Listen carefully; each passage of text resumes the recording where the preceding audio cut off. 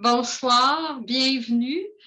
Je suis Michèle Asselin, directrice de la COSI, et j'ai le grand honneur de vous accueillir à cette activité toute spéciale qui souligne la Semaine du développement international.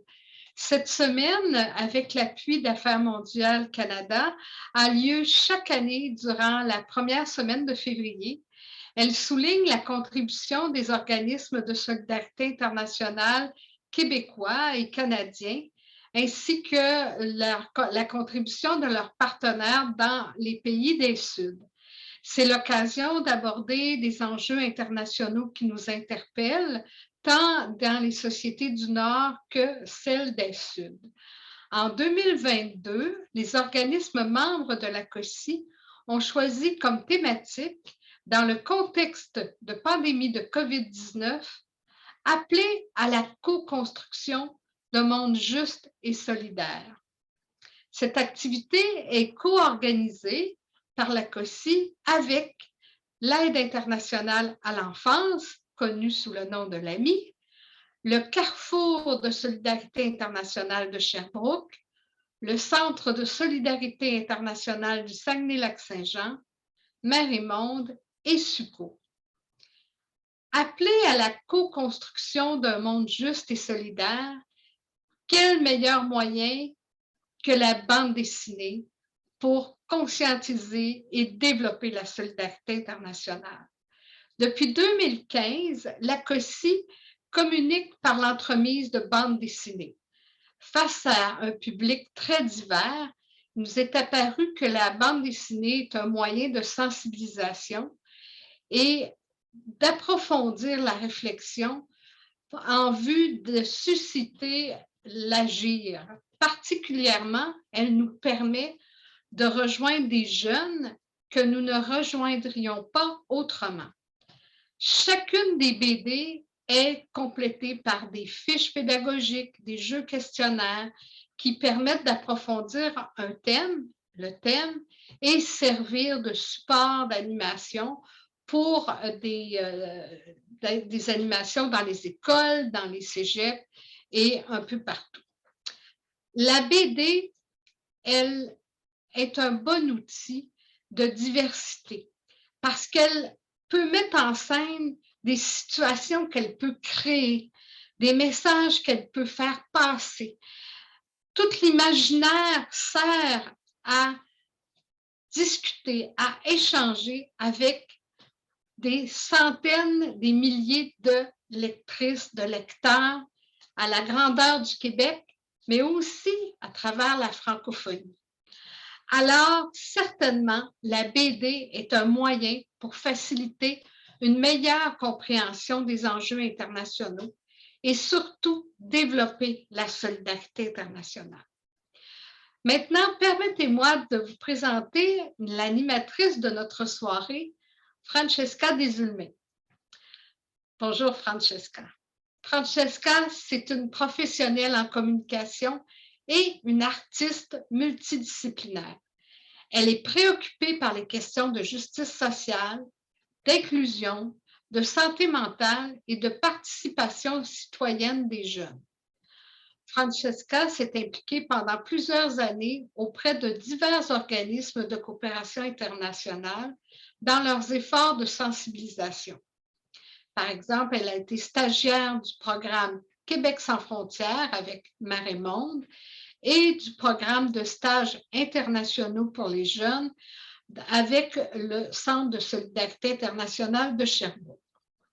Elle est présentement entrepreneure créative ainsi que responsable des communications à L'Apathie, c'est plate. Alors, je te laisse la parole, Francesca. Bonne soirée. Merci beaucoup, Michèle, et bonsoir tout le monde. Une fois de plus, bienvenue à cette soirée de lancement des différentes bandes dessinées qui ont été réalisées dans le cadre de la Semaine de développement international. C'est vraiment un plaisir pour moi d'être avec vous ce soir. En tant que jeune immigrante, je reconnais vraiment le privilège que j'ai de considérer ce territoire comme étant ma terre d'accueil, sachant que ce territoire a été, dans le fond, est en fait traditionnellement le territoire des nations Anishinaabe et Algonquin de la région d'Ottawa-Gatineau. Ces nations, comme on le sait, ont été dépossédées de leurs terres et il est nécessaire vraiment de reconnaître le passé colonial du Canada, mais aussi de reconnaître que ces injustices sont encore actuelles puisque plusieurs peuples autochtones vivent encore pour lutter pour leurs droits. Et je pense qu'ensemble, en pouvant vraiment reconnaître ces choses, on peut vraiment arriver à trouver ensemble une manière que les droits des peuples autochtones soient mieux reconnus, que leur savoir, leur présence, mais aussi leur culture puissent être valorisés et honorés chaque jour. Donc, je vous inviterai à pouvoir partager dans le chat, mais aussi sur le Facebook Live, les villes et les territoires autochtones d'où vous nous écoutez. En apportant, dans le fond, une attention particulière au nom de ces villes traditionnelles et des nations autochtones qui ont traditionnellement été gardiens et gardiennes de ces territoires. Donc, on a Laura Maud qui vient de partager une carte interactive dans le chat que je vous inviterai, dans le fond, à pouvoir consulter. Mais si vous pourriez justement nous dire d'où vous venez, de quelle ville, de quel territoire que vous écoutez, dans le fond, cet événement, ça serait vraiment apprécié. Donc, de mon côté, je reconnais vraiment la nation Anishinaabe et Algonquin de la région d'Ottawa-Gatineau, de mon côté. Durant la soirée, pour poser des questions, vous pourrez utiliser, dans le fond, utiliser le Q&A du webinaire, mais aussi la section commentaires sur Facebook. Puis, on pourra vraiment voir à travers cette soirée, dans le fond, les différentes questions que vous avez, mais vraiment d'utiliser le Q&A et la section commentaires sur le Facebook Live. Merci Marie-Sophie et Michel d'avoir partagé, dans le fond, que vous venez, dans le fond, de quelle région, et j'inviterai les autres personnes, justement, à aussi partager dans le chat. Alors, on va commencer cette soirée avec Charlotte Asselin-Léger, qui est stagiaire du programme de stages internationaux pour les jeunes, donc le PSIJ, avec le CSI Sherbrooke. Charlotte, tu as fait partie, dans le fond, du groupe qui s'est engagé pour la réalisation de 3 des bandes dessinées qui ont été financées par Affaires mondiales Canada sur les thèmes de l'égalité des genres, l'environnement et la bonne gouvernance. Alors, comment vas-tu, Charlotte? Ça va super bien, merci. Je suis contente d'être ici. Super, je suis contente aussi que tu sois là. Alors, est-ce que tu pourrais un petit peu nous parler du déroulement de ce projet-là? Comment a été ton expérience à travers le tout? Ben oui, bien sûr. En fait, pour commencer d'emblée, ça a été une super expérience. Les communautés de pratique, en fait, ça a été mis en place parce que les stages avaient lieu en virtuel dans la dernière année, depuis la pandémie, on sait bien. Donc, les communautés de pratique ont été mises en place dans le but de créer des bandes dessinées qui nous feraient réfléchir un petit peu, pousser nos réflexions un petit peu plus loin sur des compétences transversales qui ont lieu dans la solidarité internationale. Donc, comme tu as dit, l'égalité femmes-hommes, l'environnement, une gouvernance, participation citoyenne. C'est ça. À travers ces communautés de pratique-là, on a eu vraiment de la chance aussi de pouvoir avoir accès à des experts. On avait du financement pour pouvoir rencontrer des experts sur les différentes thématiques. Donc, on a eu des conférences. On a pu vraiment collaborer aussi tout ensemble parce que c'était entre OCI, entre organismes de coopération. Donc, on a pu échanger avec d'autres stagiaires, mettre à profit vraiment toutes nos forces dans nos différentes équipes, puis arriver à un super beau résultat commun au final. Wow, super. Puis dans le fond, vous avez collaboré avec 2 artistes en particulier. Donc, il y a eu Carl Puccino et Pierre Karoff. Est-ce que dans cette collaboration-là, il y a eu, dans le fond, un moment fort que tu pourrais nous parler un petit peu plus de ça? Oui, la collaboration avec les artistes, personnellement, dans ma communauté de pratique, ça a été super bien été. J'ai entendu aussi mes collègues des autres communautés que ça allait super bien été aussi. Selon moi, les moments forts, c'était vraiment quand on recevait les planches, quand on voyait les dessins, de comment nos idées avaient été transmises sur papier, comment que nos mots avaient été un peu compris, puis comment l'artiste avait interprété aussi tout ça. Donc, c'était vraiment intéressant de travailler avec eux pour c'est vraiment comme développer l'histoire, développer nos idées de qu'est-ce qu'on souhaitait transmettre à travers les bandes dessinées. Puis quand on recevait les dessins, ça prenait forme, ça prenait vie. C'était vraiment agréable de collaborer avec eux. Puis la couleur, c'est ça, quand tout a pris forme, c'était vraiment des moments excitants pour nous parce qu'on voyait enfin comme qu'est-ce que ça allait donner. Puis ce soir, on les découvre enfin on les découvre enfin totalement, en fait, parce que nous, on n'a pas vu non plus les bandes dessinées des autres communautés de pratique. Donc, ça a été des petites surprises pour nous aussi, puis bien hâte de découvrir tout ça. Wow, superbe. Puis depuis tantôt, tu dis nous, on a collaboré, la communauté de pratique, etc. Combien de stagiaires il y avait qui ont participé à ce projet-là? Combien de temps que ça a pris justement pour pouvoir réaliser les 3 bandes dessinées? Et on a quand même été beaucoup de stagiaires à participer. En fait, ça avait été étalé sur 2 cohortes, la cohorte d'été 2021 puis la cohorte d'automne 2021 qui a aussi fait pris le projet. En tout, c'est 38 stagiaires des 5 différentes OCI qui ont collaboré pour la création de ces bandes dessinées-là. Wow, superbe, c'est monumental. Et puis combien de temps à peu près que ça a pris pour réaliser ce projet-là? Et on avait comme une journée par semaine dédiée complètement à ça. Donc, une journée par semaine, on se réunissait, puis on essayait d'avancer de semaine en semaine aussi. On avait nos petits devoirs à faire, d'écrire les textes, la révision, puis communiquer avec les artistes. Donc, ouais. Wow, superbe, excellent. Ben, merci beaucoup, Charlotte. Puis bon lancement à toi. Merci. Excellent. Alors maintenant, on va passer avec Marie-Sophie Villeneuve, qui est chargée de programme, excusez-moi, à la COSI, mais aussi Jenny Bien-Aimée, qui est artiste et illustratrice de la BD Nos Reflets, qui a été réalisée justement par la COSI pour la Semaine de développement international. Donc, bonsoir à vous deux. Allô, Francesca. Salut, ça va bien? Super. Alors, Marie-Sophie, ma première question, elle est pour toi. Je sais que Michel, elle a un petit peu parlé de l'historique des bandes dessinées, justement, pour la Semaine de développement international, mais j'aimerais savoir s'il y a quelque chose qui a vraiment inspiré le choix de la thématique de cette année, qui est vraiment par rapport à l'inégalité mondiale et la solidarité.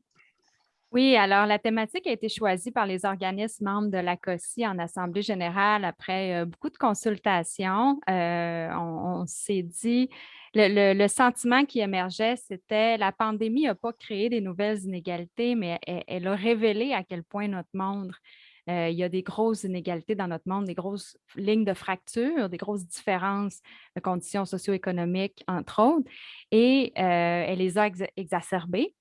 Et j'ai quand même la job merveilleuse de coordonner le processus de réalisation de la bande dessinée. Et à ce titre-là, je dois passer à travers beaucoup de portfolios d'artistes. Je recherche. Et moi-même, étant une fan de BD, j'en lis beaucoup. Je lis beaucoup de livres illustrés aussi. Et quand je suis tombée sur le portfolio de Jenny, j'ai fait « Wow, les illustrations, c'est très parlant. » Je trouvais ça très puissant, très fort. Et là, j'écris à Jenny, j'y envoie un courriel assez formel avec un sujet, les inégalités mondiales et la nécessaire solidarité. C'est comme très large comme sujet, en fait. Mais ce qu'on voulait vraiment illustrer, c'est ce fait-là, qu'il y a des inégalités mondiales qui sont connectées les unes aux autres. Et comment il est nécessaire d'agir en solidarité. Donc, c'était très, très large comme sujet, mais elle a pris la balle au bon et elle a accepté d'embarquer dans le projet pour la COSI et les organismes membres qui, à partir de maintenant, la bande dessinée que j'ai le bonheur d'avoir dans les mains, elle est distribuée dans 12 régions du Québec. Des organismes membres de la COSI qui l'utilisent, notamment dans le contexte scolaire pour animer dans les salles de classe. Wow, fantastique. Ça a l'air palpitant et c'est vraiment un beau projet. Oui, c'est un beau projet. Puis j'ai lu la BD et Jenny, wow, vraiment, c'est extraordinaire ce que tu as fait. Puis j'aimerais bien te poser la question, Jenny, comment tu as approché cette thématique-là lorsque tu as reçu ce courriel justement de Marie-Sophie? Comment tu as approché cette grande thématique et que tu as pu justement illustrer tout ça à travers ta bande dessinée? Il y avait quand même beaucoup de différents sujets. Quand même, comme je trouvais que c'était une thématique assez large, alors comment j'ai décidé de m'approcher? J'ai décidé comme diviser, de prendre chaque thématique et essayer de la diviser par planche. Et vu que maintenant j'ai quand même pas beaucoup de temps ou page pour être capable de parler de chaque thématique en détail, alors j'ai décidé plutôt d'aller avec des illustrations fortes et des pages dynamiques un peu, composition un peu dynamique aussi pour essayer de montrer l'ampleur de chaque problème. Wow. En effet, Jenny, assez tôt, on lui a envoyé des lectures de fiches qu'on avait publiées en disant si jamais ça peut inspirer. Puis il y avait plusieurs thématiques, là. Il y a l'éducation, la santé. Puis elle a choisi, entre autres, de parler là, de justice climatique, des changements, parce que c'est quelque chose qui la touchait. Puis oui, effectivement, les planches très fortes. J'ai hâte d'en montrer quelques-unes un peu plus tard. Oui, c'est ça. Mais on y arrive là, on y arrive. Jenny, est-ce qu'il y a quelque chose en particulier qui t'a inspiré pour le choix du personnage principal? Pour la bande dessinée, je me suis dit, vu qu'il y a beaucoup de sujets, différentes thématiques à parler dans une seule BD, je me suis dit que la façon que je pourrais m'approcher, c'est de créer un personnage et qui, un peu comme Alice au Pays des Merveilles ou comment ça s'appelle déjà? Ouais, un peu comme Alice au Pays des Merveilles ou le Magicien d'Oz. Oui, Dorothée, hein? Oui, Dorothée.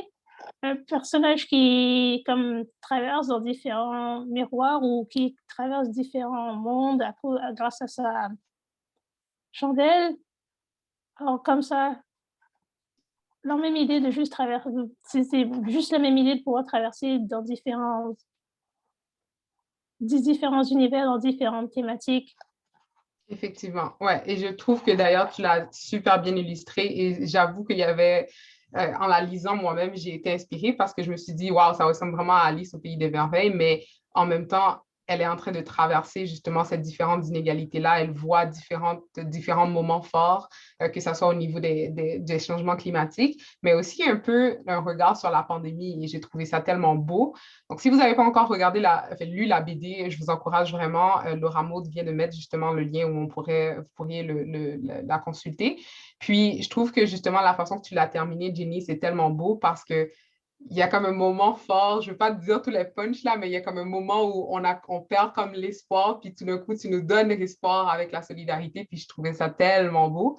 Et je pense que ça va nous amener justement à cette période où on va un petit peu lire un extrait de ta bande dessinée. Donc, Marie-Sophie, je ne sais pas si tu veux partager l'écran pour qu'on puisse voir justement les différentes planches. Oui, alors, dans le clavardage, c'est le portfolio de Jenny que je vous invite à découvrir. Et Jenny, on va partager bientôt le lien. On a beaucoup de liens, là. Puis Jenny a aussi participé à un fanzine pan-canadien. Il y avait un ou une artiste pour chaque province. Sur justement le thème des objectifs de développement durable, on a mis le lien. Jenny a été l'artiste choisie pour le Québec. Et ça a été lancé aujourd'hui, le fanzine. Si vous voulez le consulter, la version française, c'est le dernier lien dans le clavardage. Fait que ça va, j'ai l'autorisation, je vous montre. Ça va, Jenny? Je vais lire quelques extraits de la bande dessinée. Oui. Yay, merci. Alors, je vais partager le diaporama.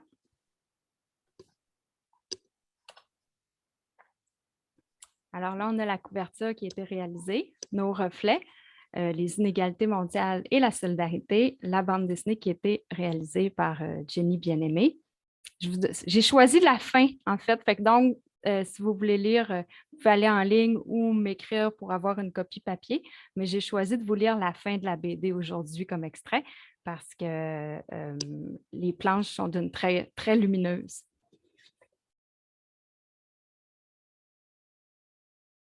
Donc, on peut voir le personnage principal. Dans le noir, l'aide est dure à trouver. Il n'y a pas de refuge pour les personnes et les communautés opprimées, victimes d'un monde injuste. Dans le noir, il n'y a ni sol, ni plafond, ni reflet.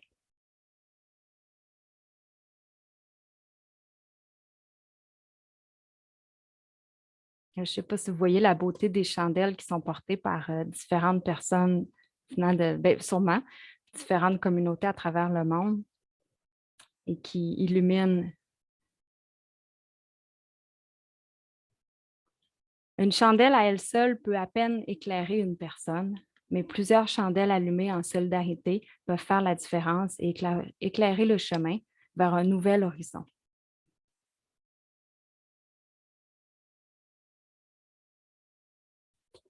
Je prends le chemin mis en lumière par celles et ceux qui luttent pour l'égalité, pour la paix, pour la liberté, pour la solidarité, pour que la justice soit enfin une réalité pour toutes et tous, pour qu'un monde rempli d'espoir et de vie, où il fait bon vivre, soit possible.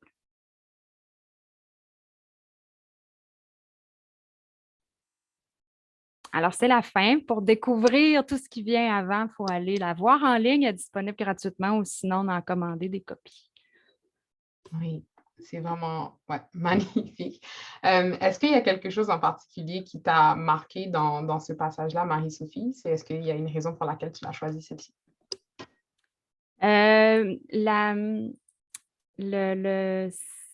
Si on permet, là, puis Jenny, si jamais tu veux rajouter des choses, n'hésite pas à m'interrompre, là.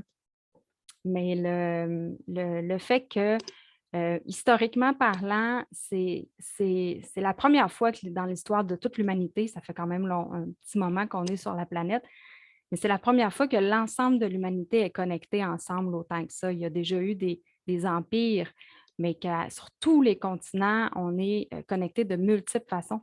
On se nourrit là, d'aliments qui ont été cultivés un peu partout sur la planète. Un objet nécessite plusieurs continents pour être produit, entreposé, livré, puis arriver jusqu'à nous.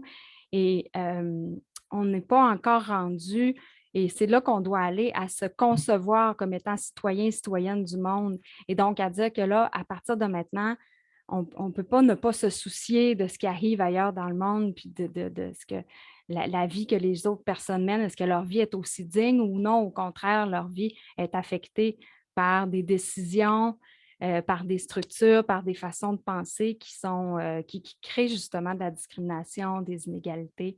Et c'est pour ça que je voulais, on a trouvé cette fin-là vers la solidarité. D'ailleurs, pour la diversité des personnages dessinés par Jenny était formidable.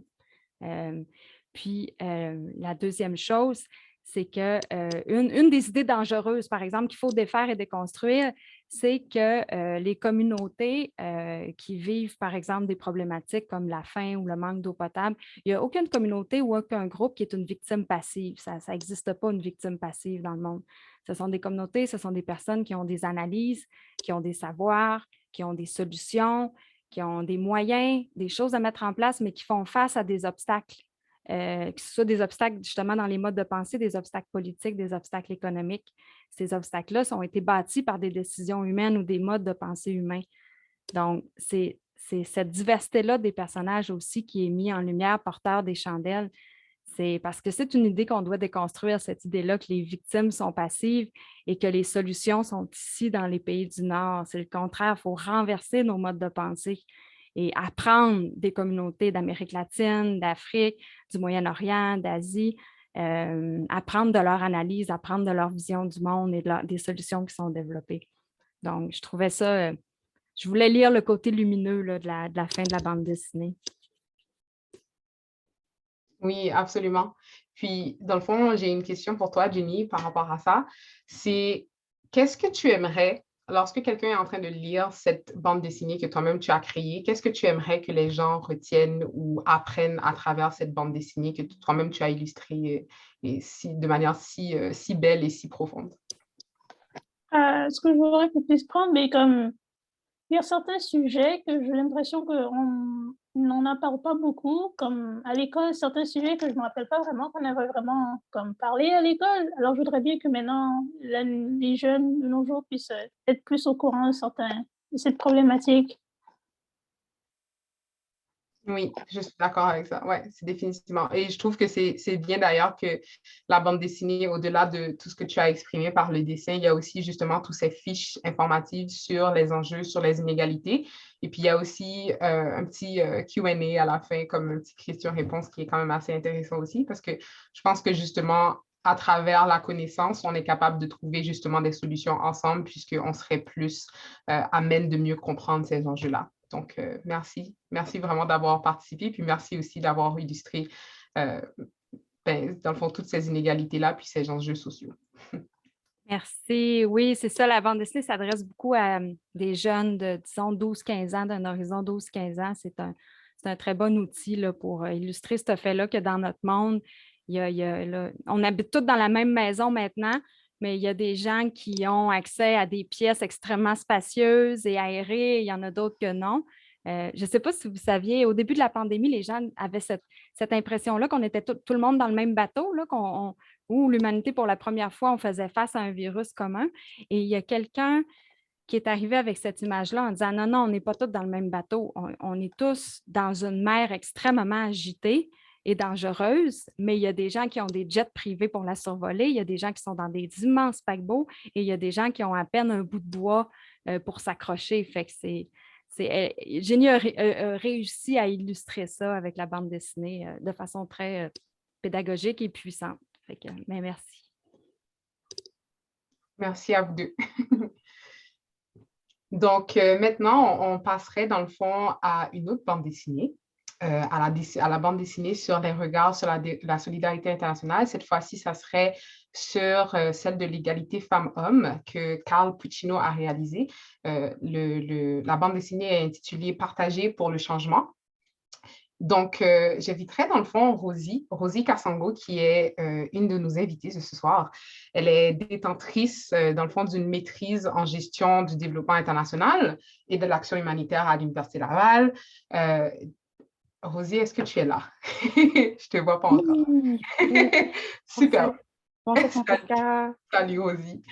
Tu as tout un background, hein, Rosie. Je suis vraiment contente d'être avec toi aujourd'hui puis de pouvoir discuter avec toi. Tu es passionnée des questions d'égalité femmes-hommes, de la gestion des opérations humanitaires, de la gestion de projets. Tu t'es impliquée notamment dans différents mouvements, notamment le mouvement féministe, mais aussi celui de l'antiracisme et bien sûr des mouvements jeunesse, n'est-ce pas? Oui, effectivement, tu as bien fait tes devoirs, donc merci beaucoup. Donc, merci pour l'invitation déjà, donc je suis vraiment heureuse d'être aussi ici avec vous. Ben oui, ça fait vraiment plaisir. Puis, Rosie, dans le fond, je t'inviterai. Dans le fond, Marie-Sophie, elle va partager l'écran de la BD sur l'égalité femmes-hommes. Oui. Et je t'inviterai, dans le fond, à pouvoir lire ton extrait, puis ensuite, on va en discuter ensemble. Super. Avant de lire mon extrait, je tenais à dire un truc, c'est comme à contextualiser dans le sens où comme l'extrait commence par comme l'image qui m'a un peu marquée, mais avant ça, c'est qu'on est dans l'image de la personnage qui est une personne qui est en situation de handicap et qui a un rendez-vous, une entrevue pour faire pour un travail. Finalement, elle attend son bus et elle est en retard, et puis bref, le bus arrive et on la dépose, mais à une seule condition pour qu'elle ne soit pas en retard. Le bus doit, le chauffeur ne pourra pas la laisser passer. Donc, il ne pourra pas l'aider à descendre. Donc, elle est obligée de descendre seule. Donc, c'est un peu ça. Donc, on pourrait commencer à faire la lecture. OK, désolée, mais je vais, pour toute personne qui lit les BD, donc on imite les voix. Donc, ne faites pas cette tête. Vous me prenez pour un super-héros. Je vous rassure, je suis tout ce qu'il y a de plus humain. Je m'appelle Sam. Bonjour, moi c'est Marion. Merci, mais je peux me débrouiller. Ma chère, ce n'est pas grave, ça me fait plaisir de vous aider. En fait, monsieur, je dois me rendre au sommet de cet édifice, mais si vous pouviez seulement, je vois. En plus de prévoir leur déplacement, les individus ayant des capacités réduites doivent penser à l'accessibilité des immeubles dans lesquels ils se rendent. Encore aujourd'hui, plusieurs bâtiments ne sont pas adaptés.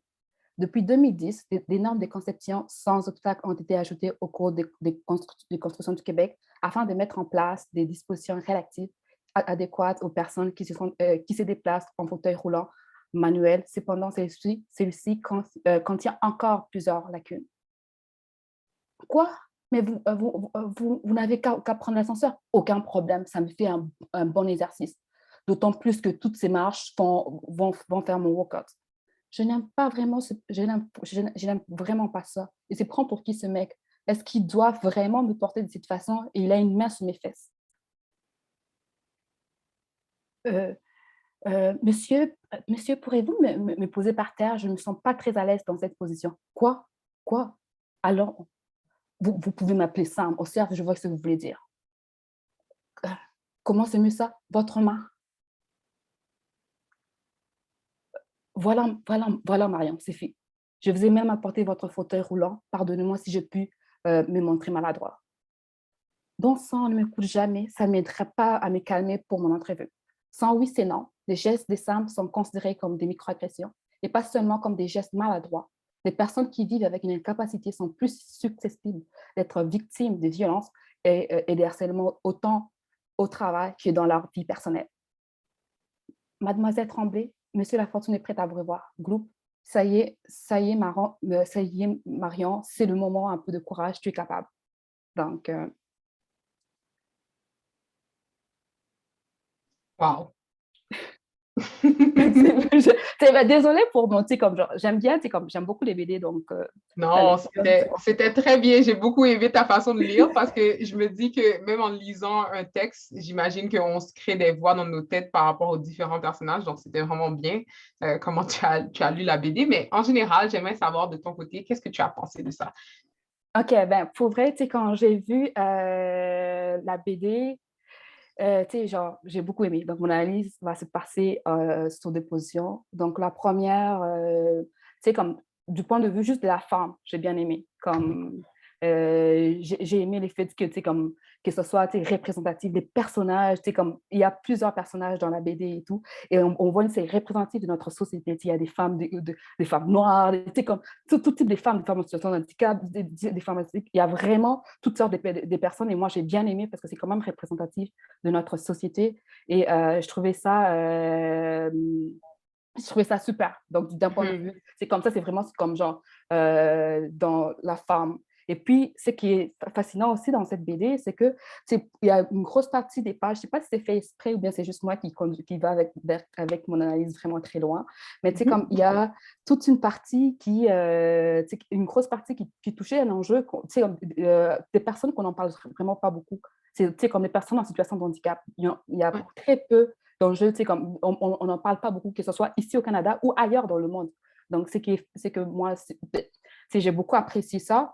Et d'un point de vue comme de la femme, j'ai aimé le fait que, on utilisait l'humour. C'est l'humour, en fait, pour faire passer certains messages, notamment, comme le visage de Sam, pour moi, c'est l'image, c'est une caricature, en fait, du prince charmant. C'est comme, je sais pas, comme prince charmant, donc le super-héros. Dans les films Disney, souvent, il y a comme les anciens films Disney, là, il y a toujours comme le prince qui vient sauver la jeune femme et tout. Et on revoit un peu cette image-là de Sam, mais aussi, si on peut parler de ça, mais d'un point de vue développement international, Sam aussi renvoie un peu l'image comme on peut faire un parallèle comme du sauveur blanc, comme quelqu'un qui est super bien intentionné, qui veut aider, mais la façon dont il le prend et il le fait est vraiment différente. Donc, on peut comme voir un peu. Et ce que j'ai bien aimé aussi, c'est dans le sens où ça poussait aussi l'esprit critique. On dit, comme deux fois, il ne suffit pas juste d'aider, comme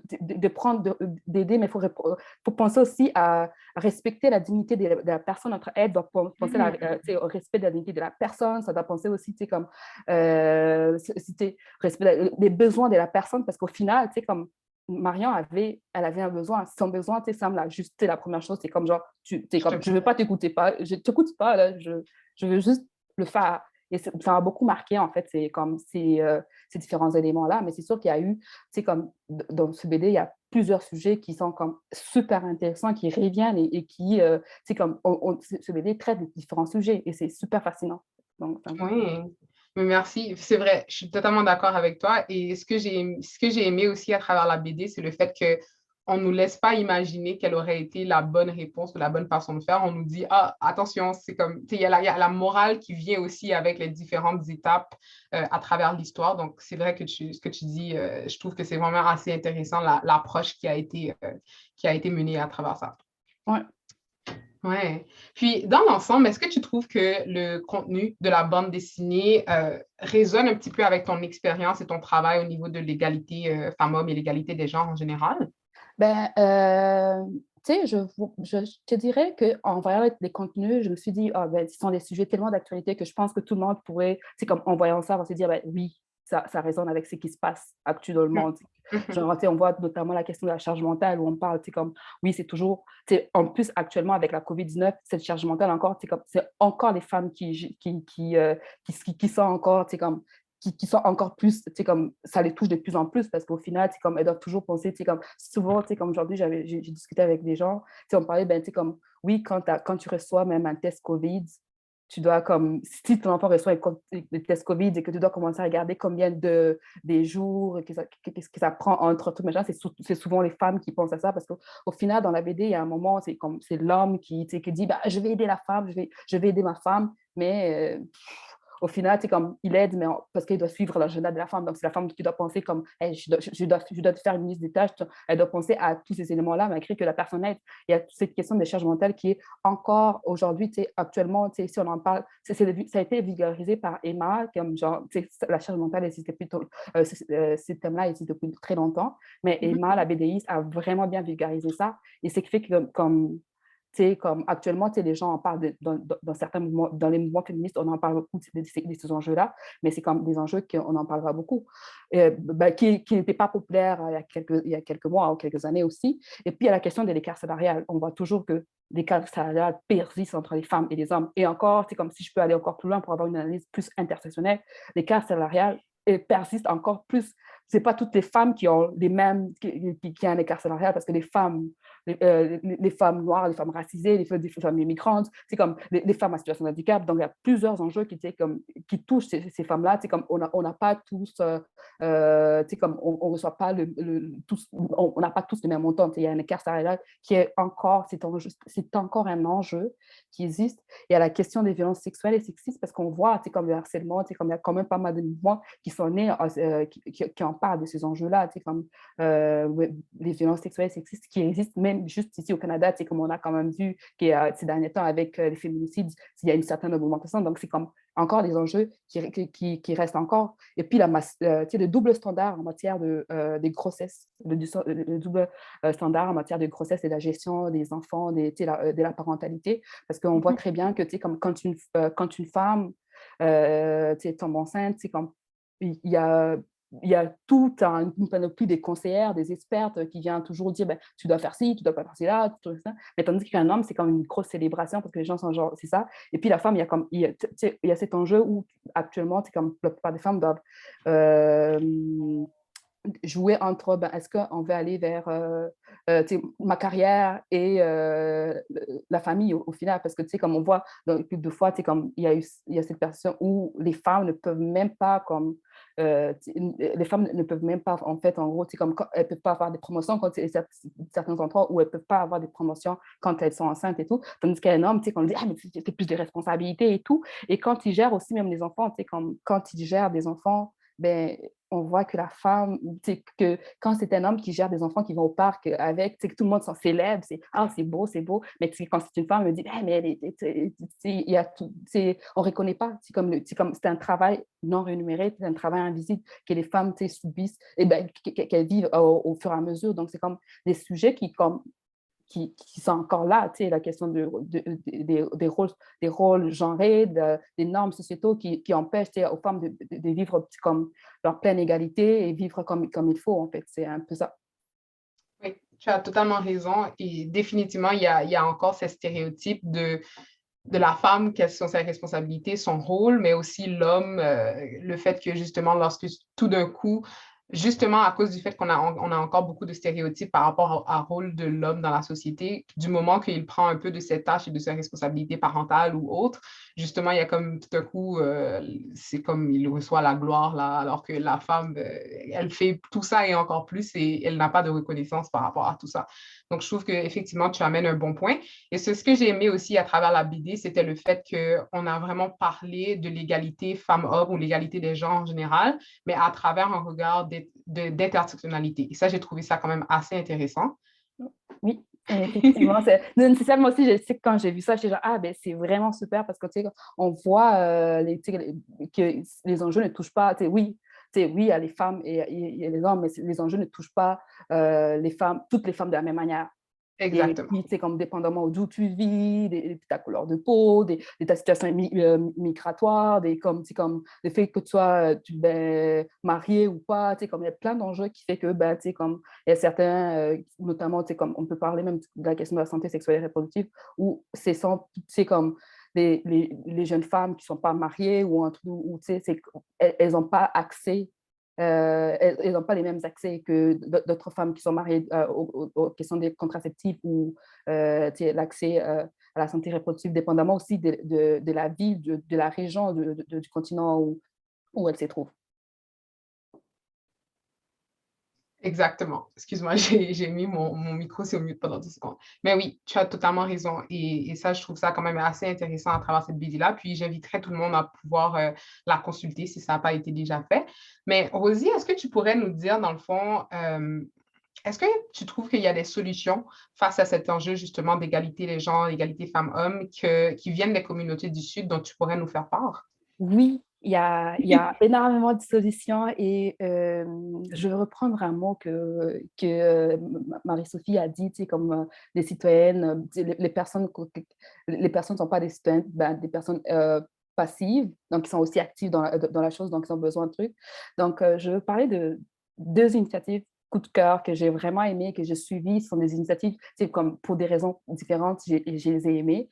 Donc, il y a l'initiative Une vraie femme africaine, qui est une initiative de la Ligue, de la Ligue 225 des droits des femmes. C'est une initiative née en Côte d'Ivoire. C'est comme via, en fait, sa cofondatrice Bintou Traoré, qui en fait, en gros, l'idée, c'est comme, derrière cette initiative, c'est toute une campagne, en fait, de sensibilisation sur les préjugés sexistes, les préjugés sexistes, et puis tout ce qui est, en fait, lié aux différentes injonctions sociaux qui pèsent sur les femmes africaines. Donc, l'idée derrière cette campagne-là, c'était comme, en fait, c'est né un peu, ça tourne un peu en dérision, un peu les différents arguments que les gens ont sur comme la féminité africaine. Donc, comme par exemple, il y a comme un moment, il y a eu un hashtag qui disait une vraie femme africaine qui ne prend pas de péridurale, mais genre, elle accouche naturellement, ou sinon, c'est pas un accouchement.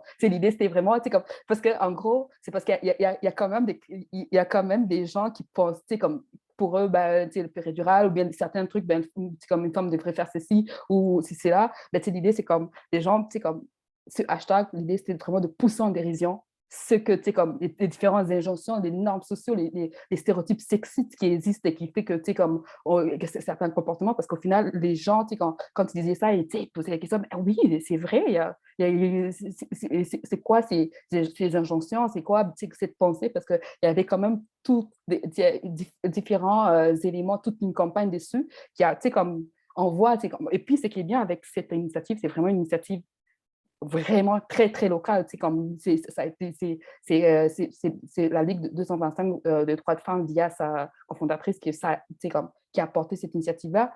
Et il y a également une autre initiative, mais cette fois-ci en République démocratique du Congo, mais avec Habari RDC, qui est en gros, c'est une plateforme numérique et qui fait aussi de la sensibilisation. Et qu'est-ce qu'ils ont fait? Ils ont fait une campagne Vrai Mobali. Donc, Vrai Mobali pour, en gros, ça veut dire vrai homme. C'était vraiment pour amener vers la masculinité positive, donc lutter contre la masculinité toxique. Et tout le long, il y avait des hashtags, mais à part les hashtags, c'est aller au-delà des campagnes sur les réseaux sociaux ou juste à la radio ou tout ça, mais il y avait comme des conférences, des discussions avec des hommes, des ateliers pour que comme les gens puissent poser des questions, puissent voir en fait. Pour déconstruire cette idée que comme un homme ne devrait pas aider sa femme, un homme devrait, c'est comme pour encourager la masculinité plus positive. Et puis, pour aller, comme un peu aussi avec un lien aussi avec les éléments qu'on a vus avec le 108 Sénat, qui était comme une grosse campagne qui a débuté quand même dans les universités.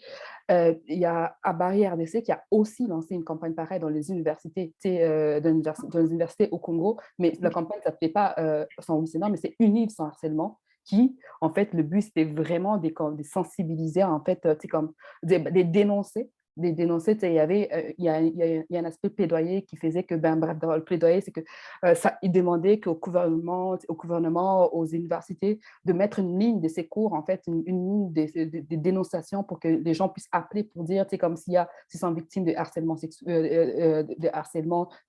du côté universitaire. Et s'il y avait des formations, il y avait des discussions sur le harcèlement, sur le consentement, sur le viol. Donc, c'est comme, il y a ces genres d'initiatives qui existent et qui est vraiment comme, ça c'est juste quelques initiatives, mais il y en a des panoplies et vraiment beaucoup. Il y a beaucoup d'initiatives, des communautés locales qu'il faut voir. Moi, je regarde à chaque fois, je suis genre, oh, ouais, c'est cool ça. Donc, c'est vraiment...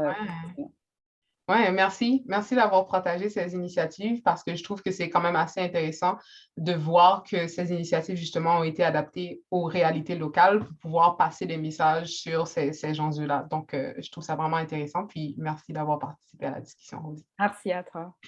Ça fait plaisir. Super. Alors, on va passer à une prochaine BD, mais juste avant, j'aimerais simplement inviter tout le monde, si vous avez des questions, de vraiment ne pas hésiter à utiliser la fonctionnalité Q&A du webinaire ou encore sur Facebook, de nous envoyer des commentaires. Ça nous fera plaisir, dans le fond, de répondre à vos questions durant la soirée. Donc, la prochaine BD que l'on va regarder, dans le fond, ensemble, c'est Les aventures de James et Alex au Québec et au Pérou. Ça a été une BD illustrée par Pierre Karoff et, dans le fond, c'est sur le thème de la gouvernance et de la bonne participation citoyenne des jeunes, entre autres. Donc, on va avoir Elsa avec nous. Elsa, est-ce que tu es là? Elsa, mon désir Villefort. Je suis là. Salut Elsa, comment ça va? Ça va très bien, et toi, Francesca? Ça va bien, merci. Alors, Elsa, tu es détentrice d'un baccalauréat en études internationales et en sciences politiques. Tu es actuellement directrice générale de Citoyenneté Jeunesse, qui est non seulement une organisation qui fait la promotion de la participation citoyenne chez les jeunes, mais qui est aussi une organisation qui permet que les préoccupations jeunesse soient et fassent partie, dans le fond, des espaces décisionnels à travers le Québec. Et dans le fond, tu es spécialisée dans bien des domaines, entre autres en matière de droits humains et de promotion de la solidarité internationale chez les jeunes. Est-ce que c'est vrai? Est-ce que j'ai bien dit ça? Oui, c'est parfait. Tu as bien dit. Bon, ben, je suis bien contente que tu sois avec nous, Elsa, ce soir, parce que dans le fond, on va entamer la lecture de la BD sur la participation citoyenne. Est-ce que tu aimerais dire quelques mots justement sur cette BD-là? Oui, la première des choses, c'est que Rosie a beaucoup de talent. Je ne suis pas comme Rosie, malheureusement. On a tous des dons et des talents. Je vais essayer de mettre beaucoup d'amour dans ma lecture, mais on te fait confiance. Je vais essayer à cause de Rosie, j'ai envie de me forcer. Mais non, mais sinon, peut-être pour contextualiser, justement, c'est les aventures de James et Alex au Québec et au Pérou. Donc, juste pour vous dire avant de lire mes portions, disons, de la BD, mes parties de la BD. Au tout début, ils sont au nord du Québec, ils se rendent compte qu'il y a un projet de barrage hydroélectrique. Puis les deux jeunes se demandent un peu qu'est-ce que ça veut dire? Est-ce qu'il y a des conséquences? C'est quoi les répercussions sur notre communauté? Fait qu'ils s'en vont un peu à la recherche. Ils vont dans une audience publique, les deux jeunes, puis ils se sentent vraiment pas à leur place. Ça se passe pas très bien.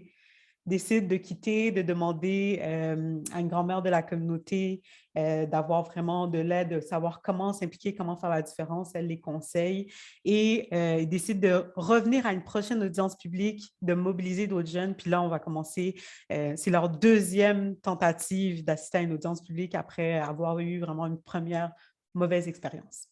Donc, je vais lire pour vous. Quelques jours plus tard, juste mentionner aussi, excusez-moi. C'est mon genre. Je vais baisser la tête parce que j'ai des lunettes, mais je suis quand même vraiment une petite madame. Donc, je vais lire, j'ai une petite plaquette avec, c'est encore plus gros devant moi. C'est encore correct. C'est bon, super joli. Donc, quelques jours plus tard, à la séance d'information publique. Wow, regarde Alex, il y a tellement de monde. Oui, le public a bien changé, il est plus diversifié. Oh, regarde qui voilà. Salut. Alors, vous êtes venus finalement. Et oui, vous nous avez convaincus. On ne peut pas laisser faire ce projet sans s'y opposer. Wow, stylé la guitare. Bonjour les jeunes, je vois que vous êtes bien accompagnés aujourd'hui. Oui, on a essayé de sensibiliser les personnes de la communauté pour qu'ils viennent s'exprimer. Bravo, ça fait plaisir de voir des jeunes s'impliquer. Merci de vous être déplacés pour l'audience aujourd'hui. Nous sommes prêts à vous entendre. Malheureusement, je ne vais pas chanter, mais je vais lire. Nos rivières détournées, nos forêts inondées, on est bien embêtés. Un autre badrage hydroélectrique, une autre barrière physique pour des poissons qui deviendront moins prolifiques. La parole est à M. James. Là, je vais juste mentionner que c'est la deuxième fois que James tente de s'exprimer dans une audience. Nous suggérons quelques mesures compensatoires si le projet va de l'avant. Il serait nécessaire d'aménager des frayères et installer des remontes poissons pour la faune aquatique. Un mois après la tenue de l'audience, dans le journal, le projet de barrage ira de l'avant.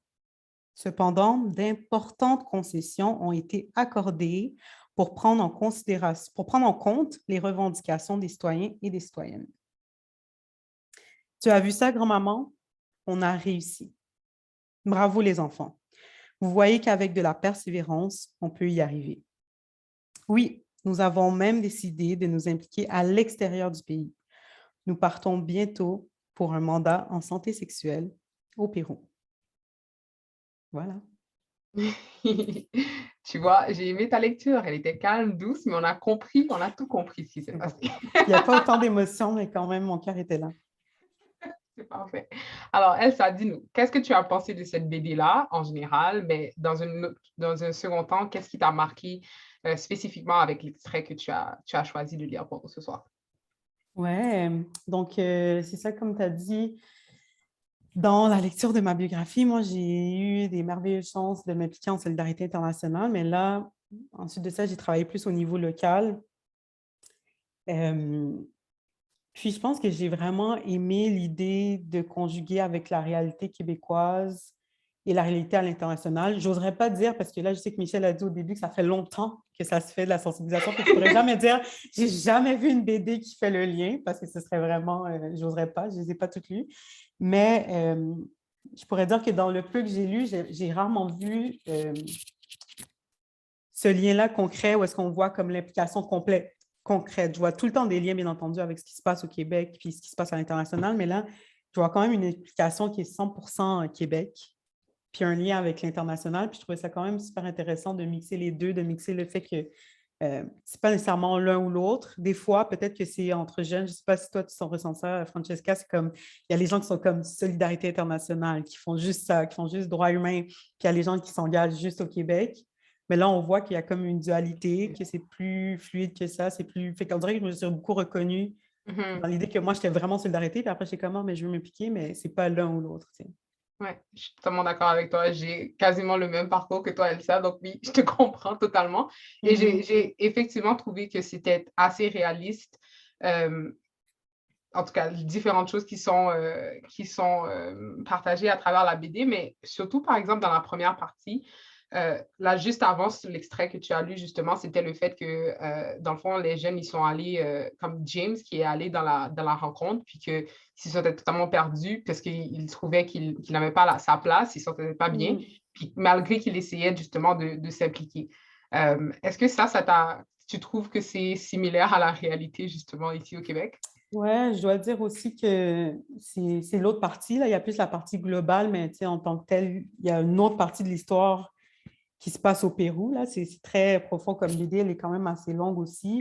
Fait que oui, je pense que même au début, je lisais, puis je voyais, il parlait de l'audience publique, puis il disait, dépose un mémoire, fais un avis. Puis là, j'étais comme, bon, donc c'est pas super inclusif. J'étais genre, est-ce qu'on va aller plus loin? Et effectivement, j'ai vu qu'on est allé plus loin, fait que j'étais super contente.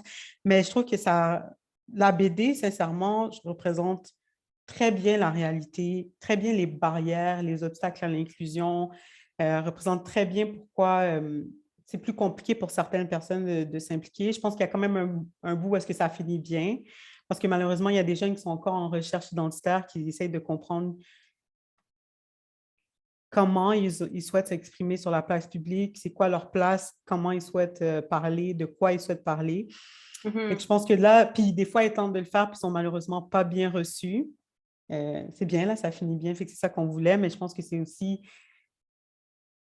il y a encore beaucoup d'histoires qui ne finissent pas aussi bien, tu sais, malheureusement, parce qu'on aime le statu quo, on aime voir les jeunes s'exprimer d'une certaine manière, arriver avec des idées qui nous dérangent moins. Mais je pense qu'il y a encore beaucoup de travail à faire. Puis la BD illustre très bien le type d'obstacle qui fait en sorte qu'on n'a pas tous les gens qu'on veut avoir dans notre paysage démocratique, disons-le comme ça.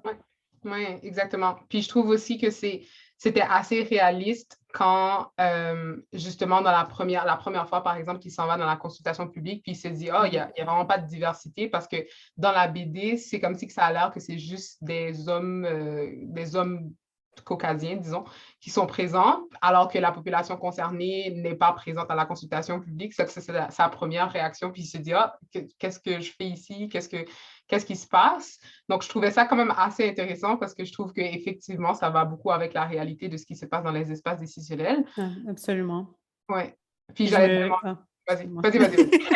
Non, ça m'a fait penser à quelque chose, dans le fond. Tu sais, moi, j'ai souvent des élus ou d'autres personnes d'organisation qui sont comme, mais les gens ne viennent pas. On ne sait pas quoi faire, les gens ne viennent pas. Tu sais, on fait tout. On veut tellement avoir des espaces diversifiés, on veut avoir plus de jeunes, mais... C'est ça. Puis je trouve que ça démontre tellement bien comment c'est beaucoup plus compliqué que ça, puis comment c'est important en tant qu'institution, en tant qu'organisation, de se responsabiliser aussi.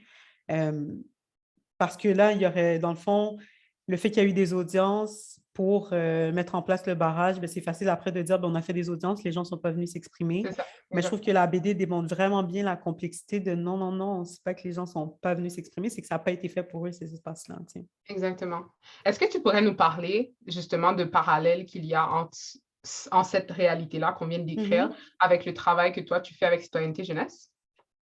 Oui, absolument. J'avais pris des petites notes. Je pense que ce que j'aime beaucoup, puis c'est en lien avec ton autre question d'après, je suis désolée. Mais ce que j'aime beaucoup, c'est il y a comme cette question-là que rien ne peut se faire sans la communauté. Parce que je veux quand même faire le lien avec le après, là, quand les deux jeunes vont au Pérou. Il y a d'autres défis qui sont vécus dans la communauté. Puis on voit comment c'est impossible de régler ces défis-là sans la communauté. Tu sais, les jeunes sont vraiment... Qu'est-ce qu'on peut faire? Ils essaient des choses, ça ne fonctionne pas, bien, on n'a pas le choix de travailler avec la communauté. Puis je vois quelque chose de transversal, c'est la nécessité de travailler avec la communauté pour changer les choses, de travailler avec les personnes concernées. Je pense qu'encore trop souvent, on a l'impression que parce qu'on a été jeune une fois dans notre vie ou parce que c'est pas parce qu'on est capable de saisir une expérience qu'on peut pleinement la comprendre. Tu sais, c'est pas parce qu'on sait c'est quoi.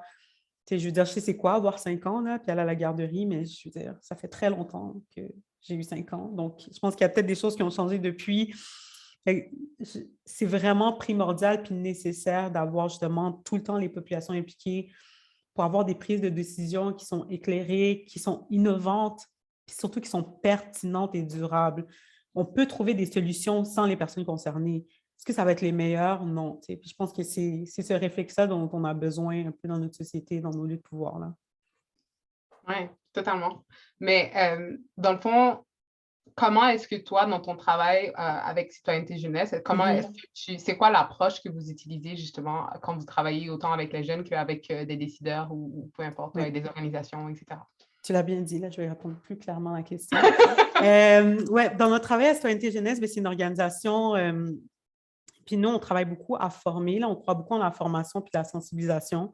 Donc, il y a cette portion-là où est-ce qu'on sensibilise les milieux, on sensibilise des élus, des organismes. On a eu la chance de travailler avec la COSI aussi, avec leur table jeunesse, pour toute cette question de... C'est pas vrai qu'on se lève du jour au lendemain puis qu'on comprend un peu comment collaborer avec des jeunes. Fait que pour nous, on se dit, c'est vrai, il faut sensibiliser, outiller les acteurs qui sont dans les milieux d'accueil, mais aussi sensibiliser puis outiller les jeunes. Fait que pour nous, notre travail, je pense que le nœud se trouve dans notre désir de travailler à l'éducation citoyenne, des milieux comme des jeunes. On a un projet aussi qui est vraiment sur la diversité culturelle en région, donc l'accès aux jeunes aux lieux de pouvoir, mais aussi des projets pour toutes les questions politiques de participation électorale. Mais au final, l'idée, c'est que nous, on n'a pas un discours propre qui est pour santé sexuelle, qui est pour santé mentale, mais on veut donner les outils aux jeunes pour qu'ils puissent avoir leur propre discours. Tu sais, nous, on veut juste outiller pour qu'ils puissent s'exprimer et pas nécessairement parler au nom d'eux. Des fois, on a à le faire parce qu'on se fait demander des choses, mais je pense que notre plus-value, ce qui nous démarque, c'est qu'on veut que les jeunes parlent pour eux. Donc, dans un sens, c'est comme si, si je pourrais faire un pont, citoyenneté jeunesse, ça serait comme la grand-mère qui est en train de dire à James, mais voilà. Ouais, tellement, mais la grand-mère, mais c'est juste des jeunes. Fait que nous, on est dans le sens aussi pour dire, oui, la grand-mère a tellement de connaissances, mais c'est pas juste elle, ça aurait pu être la cousine de James aussi. C'est ça. Ça aurait pu être sa petite sœur, qui était comme, j'ai fait un projet à l'école, James, tu pourrais essayer ça. Mais on ne veut pas dénaturer la connaissance de la grand-mère, mais on croit aussi que les jeunes sont en mesure de prendre des décisions, de discuter d'enjeux, de discuter de budget au niveau du Québec, de budget au niveau du Canada, de discuter d'enjeux profonds, puis pas seulement de se faire consulter en surface. Tu sais. Oui, je suis d'accord. Merci. Merci pour ta réflexion, puis tes pistes de solutions dans un sens aussi, parce que je pense que tu en as partagé beaucoup. C'est ça. Est-ce que tu as certaines choses que tu aimerais conclure, certaines choses que tu aimerais dire?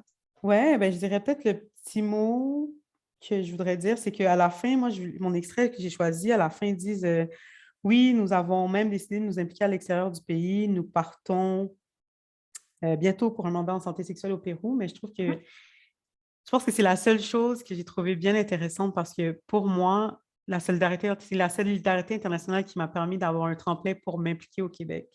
Puis je trouve que puis là, c'est le contraire. Ils s'impliquent, puis ensuite, ils sont comme, mais on veut aller faire ailleurs. Mais pour moi, je pense que c'est mon parcours Québec sans frontières, avec tous les trucs, le classique, là, pour les gens qui sont passionnés, qui m'a comme... Au début, j'étais vraiment... Il n'y a rien sauf la solidarité internationale. Puis je pense que ça m'a ouvert les yeux de collaborer avec d'autres jeunes, puis de voir comment ils étaient tellement impliqués, ils connaissaient tellement la chose politique dans leur milieu. Moi aussi, j'avais envie de la connaître dans le mien. Fait que je trouvais ça quand même intéressant parce que là, c'est super cool que ce soit après que James et Alex décident de partir. Mais je pense que pour plusieurs jeunes, je pense que ça a été ça aussi pour toi, Francesca. C'est la solidarité, c'est le fait de partir qui nous donne envie de revenir puis de faire la différence où est-ce qu'on est. Puis c'est là aussi où est-ce qu'on parlait beaucoup de cet échange-là entre communautés. Mais je pense qu'il y a beaucoup de jeunes qui sont passés par ces stages-là qui vont jouer un rôle majeur dans notre société, dans nos lieux de pouvoir, à cause de la solidarité, à cause de ce qui s'est passé là-bas. Oui, exactement. Je suis d'accord avec toi. Merci encore. Ça fait plaisir. C'est bon. Bonne soirée. Bonne suite d'événements à toi. Super. Alors, maintenant, on va passer à la prochaine BD, qui est Yuko, l'oiseau rigolo en voyage vers un monde vert. Cette fois-ci, ça a été illustré par Carl Puccino. Et on a Xavier Coursiriou qui est là avec nous pour commenter cette BD. Comment ça va, Xavier? Salut. Ça va bien, et toi? Super, ça va bien, merci. Xavier, tu es extrêmement impliqué. Tu es activement impliqué en environnement depuis plusieurs années. Tu as fait partie, dans le fond, du programme d'engagement en environnement avec le YMCA du Québec.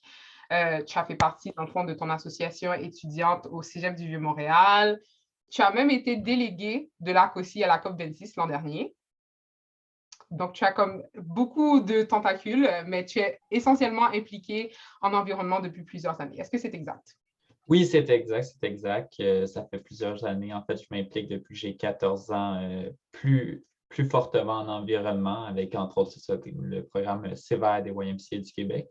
Et sinon, je touche à tout un peu, autant à l'implication citoyenne qu'à l'implication en environnement.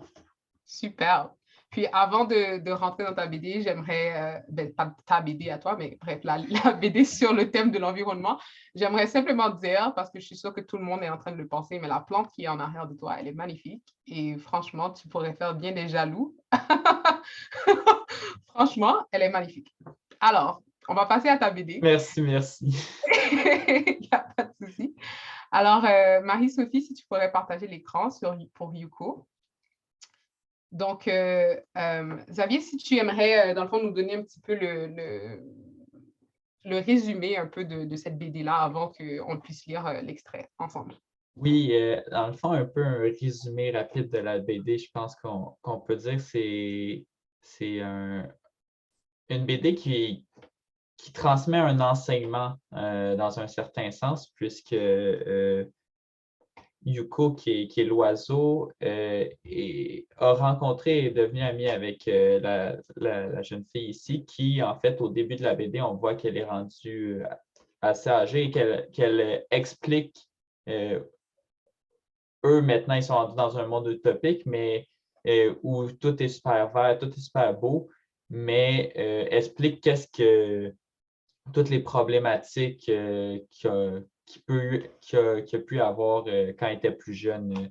Donc, entre autres, des problématiques qu'on connaît actuellement en environnement, de la pollution, des dépotoirs à ciel ouvert, des pertes de coraux, toutes sortes d'enjeux très intéressants. Et on voit aussi un côté de solution, comment ils ont réussi un peu à se trouver à un monde plus utopique, là, un monde dans lequel on voudrait vivre, où il y a beaucoup de verdure, tout est en harmonie. Là. Superbe. Alors, on y va. Oui, je vais essayer. Je pense pas être aussi bon que mes deux prédécesseurs. Mais je vais essayer. Wow! Ça sert à quoi tout ça? Ce sont des earpods. 2 pots, l'un dans l'autre, avec du sable humide entre les deux. Quand il fait trop chaud, il transpire et l'intérieur reste frais.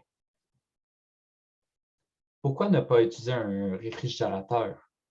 Nous n'avons pas tous accès à l'électricité ici. La viande, par exemple, demande beaucoup de ressources pour être produite. Il est donc important de les conserver. En plus, tu ne voudrais pas être malade avec de la viande mal conservée. Les réfrigérateurs émettent des gaz à effet de serre encore plus dangereux que les voitures. Les earpods limitent l'impact environnemental et le gaspillage. C'est faire mieux avec moi. Wow, c'est toi qui as inventé ça? Non, ça vient de l'atelier Low-Tech d'à côté. Low-Tech? Oui, viens, je vais te montrer. Ici, c'est comme une bibliothèque. Les outils sont à disposition de tous, pour tous. On peut y fabriquer un peu de tout. Éoliennes, panneaux solaires, filtres à eau. Tu peux fabriquer un tilapia à Yuko. On récupère les objets technologiques dans les décharges et on les réutilise pour faire des imprimantes 3D, des cartes électroniques ou des Jerry's. Des Jerry, ce sont des ordinateurs dans des bidons d'essence trouvés à la décharge. Alors, vous utilisez des déchets pour recréer des nouvelles ressources exactement.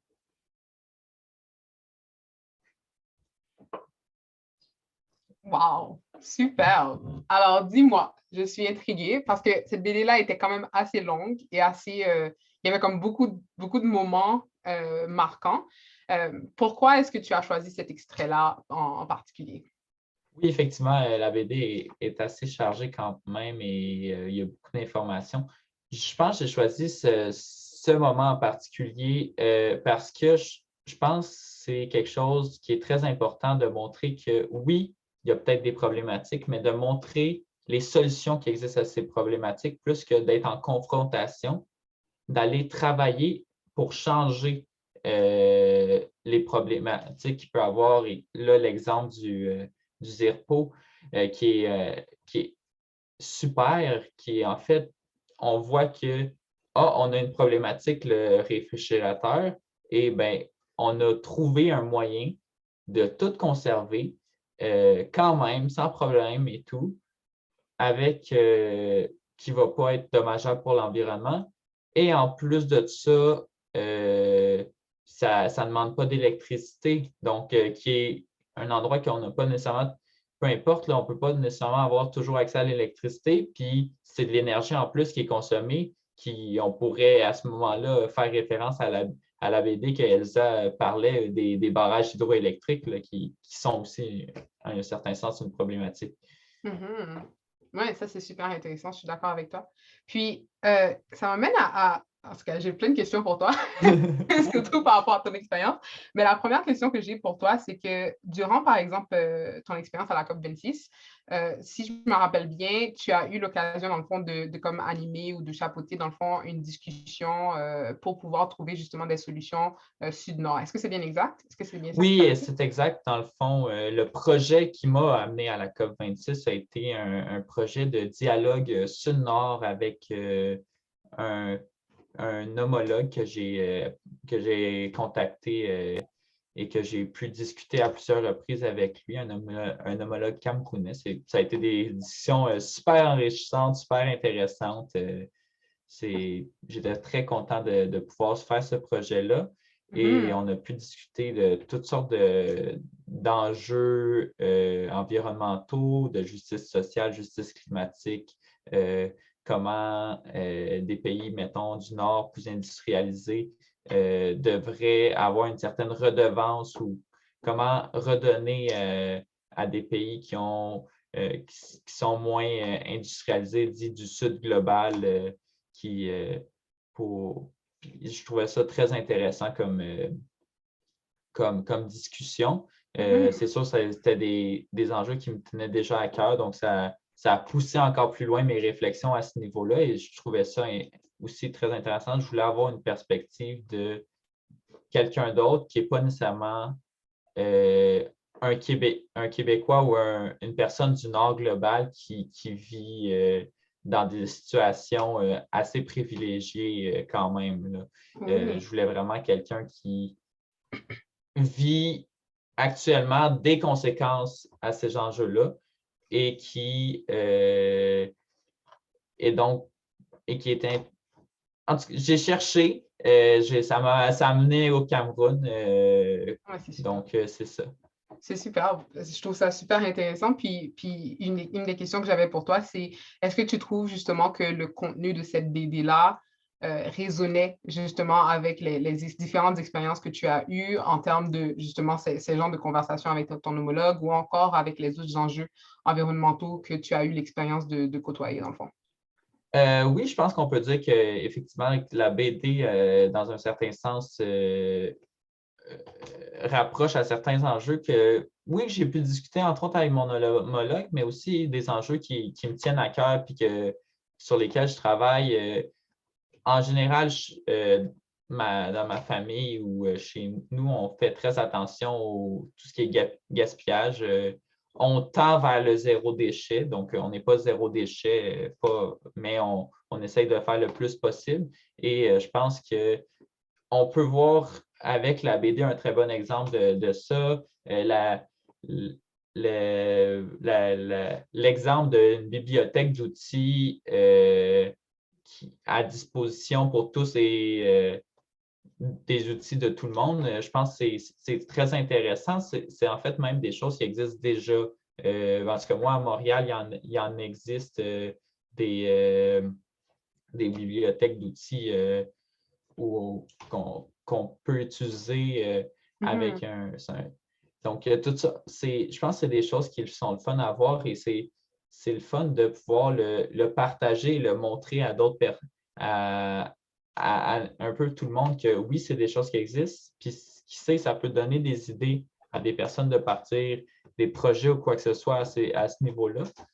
Et aussi, en un autre sens, je m'écarte un peu de ta question, désolé. Non, c'est parfait. Non, t'inquiète pas, c'est parfait.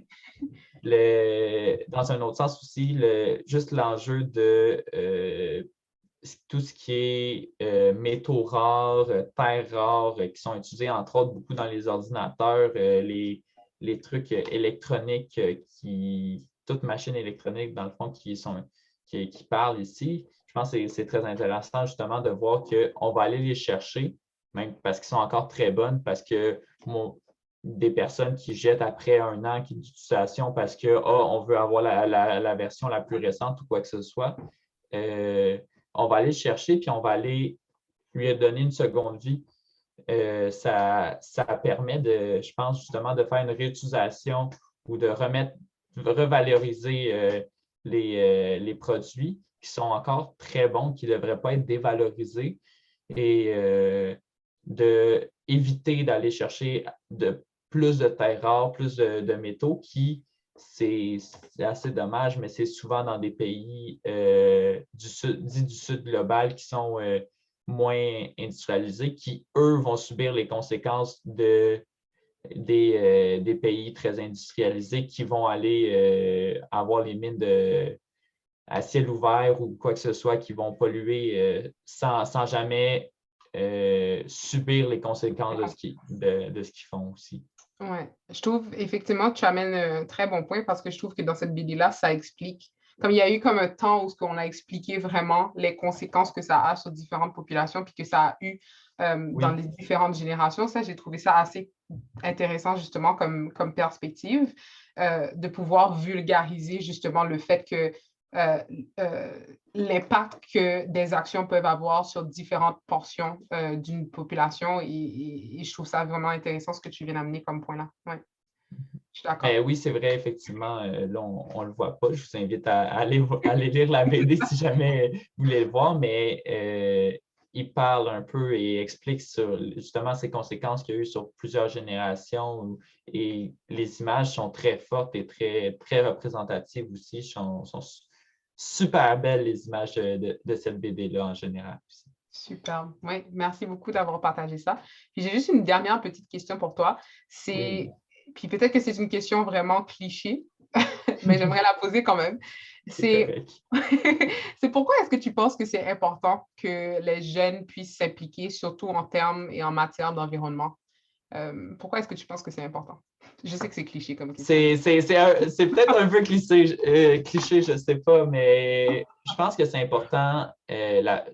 Bon, il y a des réponses faciles à faire. C'est important parce que c'est nous, les jeunes, qui vont être là dans 50 ans, qui vont subir les contre-coups. Mais plus que ça, je pense que c'est important parce que on veut pouvoir grandir en santé, oui, grandir et tout, mais on veut pouvoir se dire que, en tout cas pour moi, puis pour plusieurs jeunes que je côtoie qui luttent, puis oui, pour la jeunesse, c'est important, mais je dirais que pour tout le monde, c'est important de s'impliquer à leur niveau. Tu sais, ils n'ont pas besoin d'être autant impliqués que, mettons, moi qui va à la COP ou qui m'implique des 20-30 heures de bénévolement dans des organisations pour aider, mais juste faire un peu revaloriser des éléments au lieu de jeter ou de penser à acheter quelque chose d'abord, d'aller faire. Et je pense que si tout le monde peut faire un peu une partie, déjà là, ça peut aider. Et le côté, moi, puis comme je disais, plusieurs jeunes, c'est parce que on veut pouvoir dire on a fait de quoi et on veut pouvoir aussi dire que on va pouvoir et on va être capable de laisser un monde aux futures générations, soit nos enfants, nos petits-enfants. Et je pense que c'est dans cette mentalité-là aussi que beaucoup de jeunes actuellement s'en discutent. Moi, j'ai vu passer à un moment donné aussi qui a une pétition qui était quand même assez populaire par des jeunes sur est-ce qu'on veut avoir une pétition, on veut pas de descendance parce qu'on a honte de leur laisser quelque chose comme ça. Puis moi, je trouvais que c'est fort, ça montre que, OK, on voit qu'il y a quelque chose, puis on veut pas. Fait que moi, je me dis, si on veut avoir une descendance, si on veut aux générations futures, que ce soit nos enfants ou juste autres, qui puissent vivre dans un monde qui a de l'allure, qui est sain, sans avoir toutes sortes de maladies, toutes sortes de trucs, parce qu'il faut travailler dans ce sens-là. Et c'est pour ça, moi, je pense que je m'implique et que pas mal de jeunes s'impliquent aussi. Oui, je suis d'accord. Je suis totalement d'accord. Puis merci beaucoup, Xavier, de nous avoir partagé ton savoir et ton expérience là-dessus. Merci. Je trouve aussi que dans la BD, il y a une partie qui a été assez intéressante. Je pense que c'était d'ailleurs vers le début où ça disait, même si toutes les populations du Sud, pas toutes les populations, je pense qu'il y a un pays en particulier que ça cite là, puis ça dit même si cette population-là, on arrêtait d'utiliser nos voitures, par exemple, mais on subirait encore les conséquences du changement climatique, par exemple, parce qu'il y a justement les populations du Nord qui sont ceux qui produisent encore plus de gaz à effet de serre, etc. Donc, je trouve que ça a comme encouragé l'implication à différents niveaux. Tant au niveau personnel qu'au niveau local, qu'au niveau global. Donc, c'est ça. Je pense que tu as bien exprimé ça aussi à travers tes réponses. Merci, merci. Merci beaucoup, Xavier. Donc, dans le fond, on arrive quand même pas mal à la fin. Dans le fond, j'aimerais inviter, dans le fond, si jamais il y a des personnes qui aimeraient poser des questions, de pouvoir utiliser la fonctionnalité Q&A pour pouvoir poser vos questions aux différents panélistes si vous avez, dans le fond, des questions. Puis j'inviterai, dans le fond, Xavier, Elsa et Rosie à pouvoir ouvrir leur caméra pour pouvoir répondre aux questions. Laura Maud, est-ce qu'il y en a des questions ou des questions par le Facebook? Je ne sais pas si tu aimerais les partager dans le chat. Ou encore s'il y a d'autres personnes, des membres de la COSI qui auraient une question, il n'y a pas de souci aussi. Non, mais je voulais vous remercier pour vos interventions fort intéressantes et pertinentes. Et le dialogue avec Francesca, là, qui a lu les BD quand même en détail, c'était très, très bien présenté. Merci beaucoup. Merci à toi aussi, Marie-Sophie, d'avoir fait partie du comité d'organisation, de nous avoir invités toutes et tous pour pouvoir participer à cette soirée. Donc, je pense que ça s'annonce quand même pas mal vers la fin. Donc, Elsa, Rosie, Xavier, Charlotte, merci beaucoup. Oh, Jenny aussi était là. Merci beaucoup d'avoir participé. Il y a Michel qui aimerait dire un mot aussi. Oui, bien, je voulais juste ajouter qu'au début de la soirée, j'ai parlé comment une BD peut raconter une histoire, peut intervenir et témoigner de la diversité. Et je trouve que c'était très, très parlant ce soir. Alors, je suis vraiment très heureuse de la soirée. Puis, il y a des BD que je n'avais pas lues, hein, évidemment. Fait que là, j'ai très hâte de m'y plonger. Et puis, merci particulièrement aux artistes parce que c'est tout un engagement. C'est pas juste leur création, là, c'est comme une œuvre de commande. Alors, c'est pas si simple et ça prend un engagement très fort pour arriver à travailler avec nous, les organismes, pour avoir une proposition qu'on élabore ensemble. Merci infiniment. Oui. Effectivement, je fais écho à tout ce que Michel a dit. Vraiment, c'était assez extraordinaire de participer à cette soirée. Puis merci beaucoup, Jenny, d'avoir été avec nous pour pouvoir justement commenter ta BD, celle que tu as réalisée. Et je pense que je parle pour tout le monde quand je dis que j'ai pris beaucoup de plaisir à lire ta BD, mais aussi celle de Carl et de Pierre, si je ne me trompe pas, de Pierre Karoff. Donc, c'était vraiment super intéressant. Ils ont vraiment... ils sont arrivés à pouvoir décrire des enjeux assez complexes à travers quelques pages et ça nous amène justement à poser des questions, à s'engager un petit peu plus, à en apprendre un petit peu plus sur ces enjeux-là. Donc, je suis vraiment contente d'avoir pu animer la soirée avec vous et en apprendre un petit peu plus sur chaque personne. Merci beaucoup, Francesca. Ça a été un honneur de t'avoir avec nous. Et comme artiste aussi, on souhaite pouvoir travailler avec toi dans un avenir prochain sur un projet. Donc, merci beaucoup pour ton animation. Puis, bonne soirée à tout le monde et à nos invités. Merci d'avoir été avec nous.